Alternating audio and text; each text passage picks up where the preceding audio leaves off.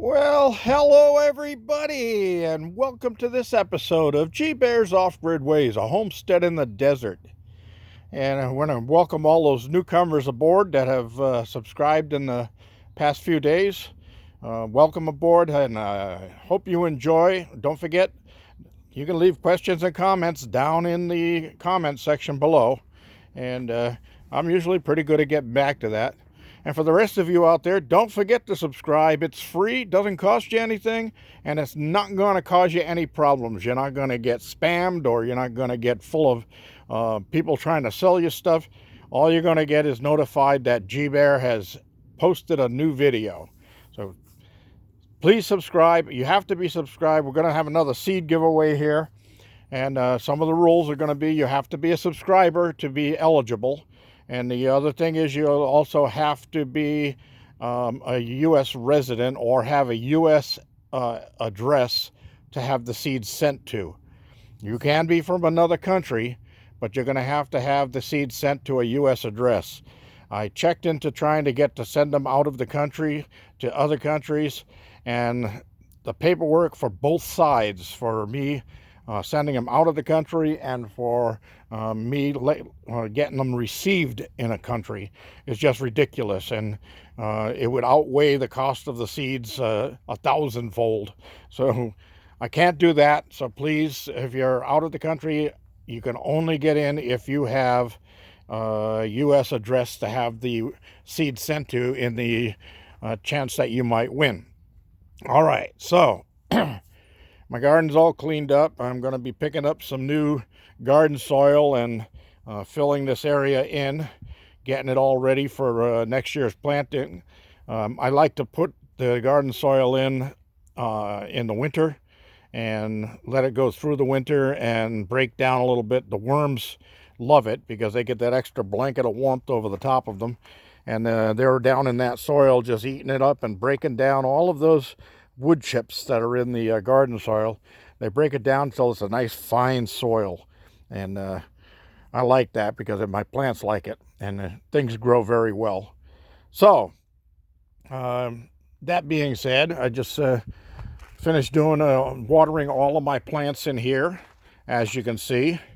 And don't forget, you're going to have another couple of opportunities to register when the giveaway, the seed giveaway, starts. You'll have a chance to register by if there's a seed pack somewhere other than, I have to say, other than in the garden house or in the garden house or inside the greenhouse.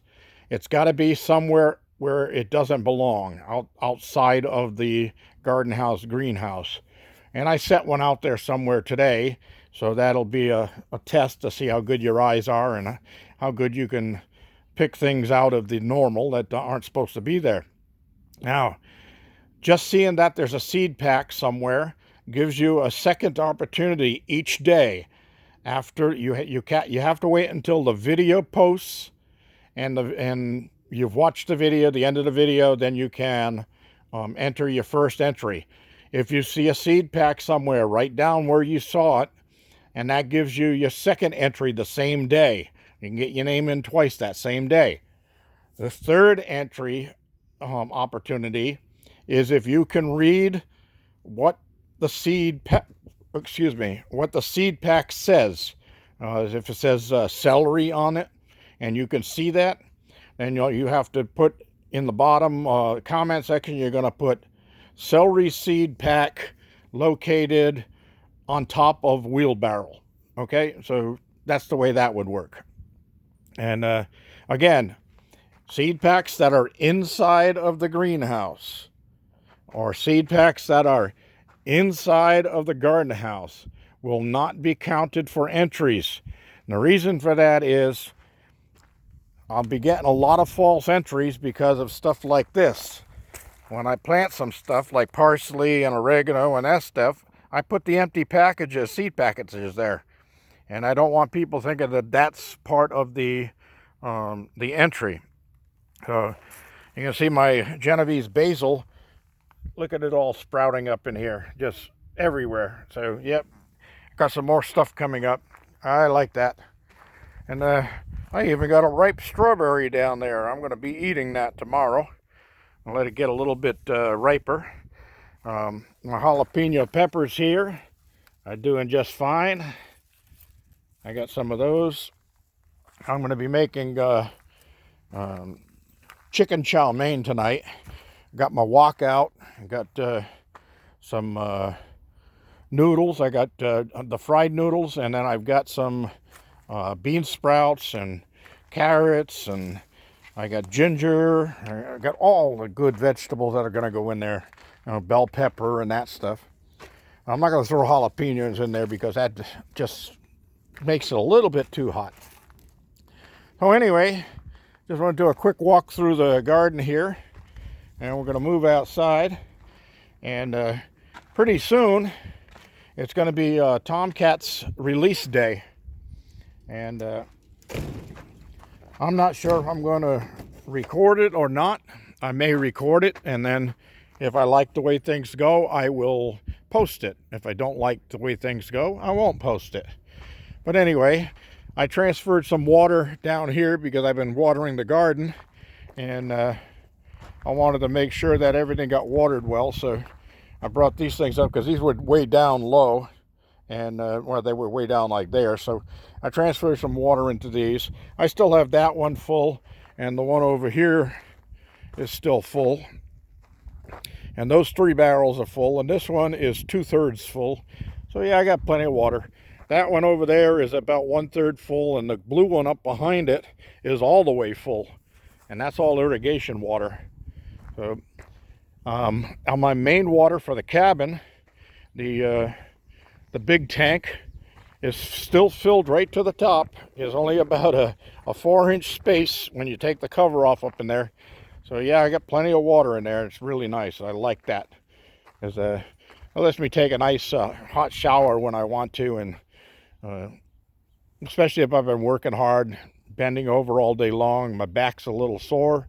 I can let some hot water hit that for a little while, and it always makes me sleep better. So anyway, I came up with an idea, and I'm going to be working on that tomorrow. But what I'm going to do is I'm going to get Tomcat ready for his release. And I want him to have a safe haven to where if a coyote chases him, he can get away. Now, just because he can jump up on these totes doesn't mean he can get away, because a coyote can get up there. A coyote could jump right up on top of that tote, right behind the cat, and it won't give him anywhere to get away. So I have this piece of plywood that I found out in the desert, and I'm going to use that for the floor. And then I'm going to show you, I got some wire over here. I'm going to use that for the walls, and I'm going to make this a shallow corridor with a special zigzag type doorway to get in. Now, a cat's body can very quickly go and weave through that little Z-shaped door, but a coyote's body can't. He'll get in, he'll turn the first turn, but then he'll get stuck right there, and then he'll have to back out. He won't be able to go any further. They're not as flexible as the cat is. So I'm going to try that and then set it up so it's up here at the right level. And I'm actually going to have to cut a hole in the screen of the doorway so that Tomcat can go back into that area that he's used to if he wants to.